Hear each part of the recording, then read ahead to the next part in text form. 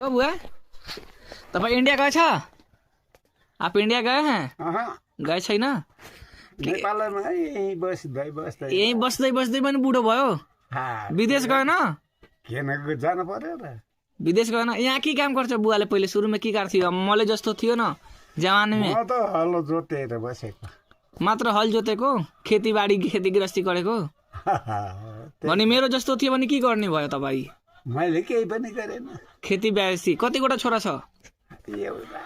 जम्मा एउटा छोरा हो? मतलब हम पूछ रहे हैं कि बाहर नहीं गए हैं, विदेश विदेश तो नहीं, घर पे ही खेती उड़ी करते हैं। ओ त्यो कुरा त सही हो। विदेश गएन? कतिवटा छोरा? एउटा मात्रै? छोराको बिहा भइसक्यो? नातिनी नाति पाइसके। हो? कति वर्ष पुगेर बुवाको उमर? खै 10 साल पनि कति वर्ष पुग्यो होला।